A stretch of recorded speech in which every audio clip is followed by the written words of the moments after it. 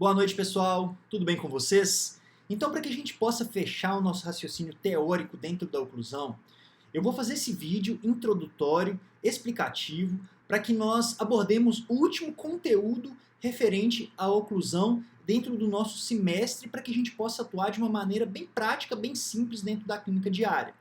Então, para recapitular, o primeiro conceito que a gente aprendeu foi o conceito de relação cêntrica. Nós aprendemos como definir esse conceito, como conseguir clinicamente esse conceito com passos básicos e como conferir esse conceito.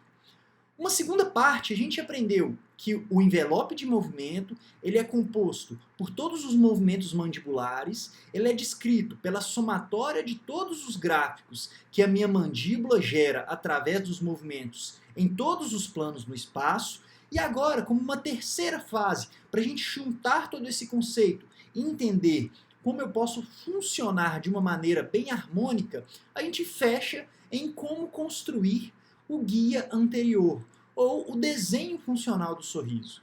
Então, a minha indicação de estudo é basicamente a continuação de tudo que eu já indiquei para vocês, para que a gente entre de fato na parte prática, na parte onde nós vamos desenvolver a oclusão daquele paciente. E aí esse capítulo 17 do livro do Peter Dawson, para que a gente feche esse raciocínio. Eu vou só introduzir os nossos passos. Então, suponhamos que já determinamos que a relação cêntrica é nossa posição de trabalho. Nós já temos alguns meios para definir se nós vamos trabalhar naqueles pacientes com relação cêntrica ou com máxima intercuspidação habitual. Não estou entrando no mérito de trabalhos nos quais eu vou trabalhar com M e H. Nesses trabalhos, nós vamos trabalhar com relação cêntrica, definimos isso no início do tratamento. Então, se eu determinei a relação cêntrica, chequei essa relação cêntrica, tenho certeza dessa relação cêntrica, que é nada mais do que uma posição referencial, eu tenho que usar essa referência articular para marcar contatos em boca que representem essa posição condilar.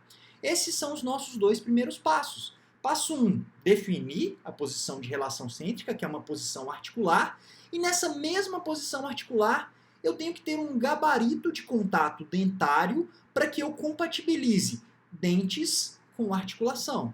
Perfeito. Como nós estamos falando de guia anterior, nós vamos demarcar esses contatos nos dentes anteriores. Então, marquei os contatos de canino a canino na posição de relação cêntrica, que vai ser a minha referência inicial para trabalhar. Isso em dente anterior. Lucas, se eu vou trabalhar em dente posterior, eu preciso marcar esses contatos em dente anterior? Nessa nossa filosofia de trabalho, nós vamos marcar nos dentes anteriores para posteriormente construir cúspides, vertentes, características oclusais dos dentes posteriores. Então, no caso, a referência que eu optei são os dentes anteriores. Mas não haveria nenhum problema se a minha referência para a posição de relação cêntrica, ou a minha checagem, ou a forma que eu quero compatibilizar a posição articular com o contato dentário, se eu quiser fazer isso com contato em dente posterior, não tem problema, mas eu tenho que definir isso no início do tratamento, e durante o nosso momento de sincronização online, eu vou passar durante essa aula, que é uma aula bem mais completa do que isso que eu estou falando, quando a gente vai optar por um ou por outro, perfeito? Então, beleza, eu já determinei posição articular de relação cêntrica, já marquei os meus contatos em posição de relação cêntrica nos meus dentes anteriores, compatibilizei contato dentário com posição articular. Então, o nosso terceiro passo para a construção dos dentes anteriores seria o passo de suporte labial, ou seja, eu vou construir o meu dente na metade superior vestibular, isso falando de dentes anteriores superiores. Construir.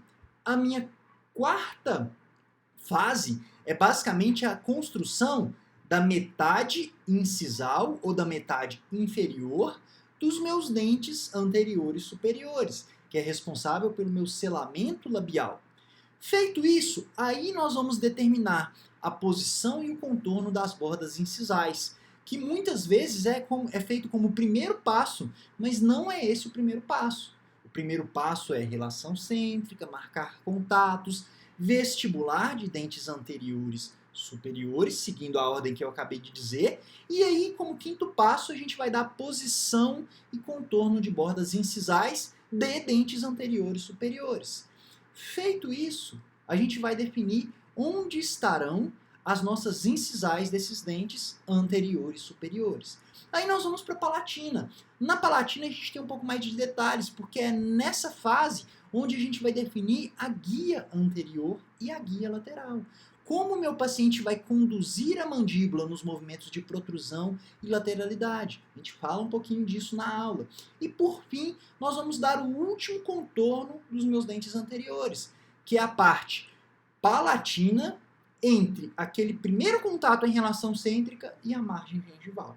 Então, para que a gente construa uma oclusão embasada numa posição fisiologicamente estável, de conforto, de saúde, eu tenho que ter uma referência. Nesse caso, eu estou como referência os meus dentes anteriores. Então, a primeira coisa que eu vou desenvolver é a minha guia anterior. Poderia fazer em dentes posteriores? Poderia sem problema nenhum, perfeito? Mas, inicialmente, eu estou passando a filosofia de guia anterior para vocês. Então, para a gente finalizar, o que eu preciso em dentes anteriores? Quais são os meus pontos-chave para que eu consiga sucesso no meu tratamento reabilitador? Eu preciso que os meus dentes anteriores e os posteriores, que é um passo seguinte, eles apresentem harmonia com a zona neutra. Eles apresentem harmonia com os meus lábios e com a minha fonética. Eles têm que ter harmonia com a minha posição definida como posição de relação cêntrica. E eles têm que ter harmonia com o meu envelope de função. Então, diante de todo esse raciocínio, de tudo isso que a gente falou nessas últimas 3 semanas, de tudo que vocês estudaram, de todos esses estudos dirigidos que nós conduzimos juntos, eu quero chegar nesse ponto. A nossa função, ela está sempre aliada à nossa estética. Não há como pensar em estética sem pensar em função. Não há como fazer reconstruções anteriores em resina composta. Não há como fazer laminados cerâmicos em resina composta. Não há como fazer harmonização orofacial se eu não tenho conceitos funcionais muito embasados. Obviamente, pessoal, isso aqui é só uma introdução de tudo que a gente tem para falar daqui poucas horas. Hoje é domingo, domingo à noite, depois de feriado. Amanhã, segunda-feira de manhã, a gente tem um encontro marcado no nosso momento síncrono. Eu conto com vocês, eu agradeço a paciência e o que eu quero dizer é que a gente está sempre junto. Um obrigado, um incrível final de domingo para vocês. Não se esqueçam que o Prof ama vocês. Um beijo.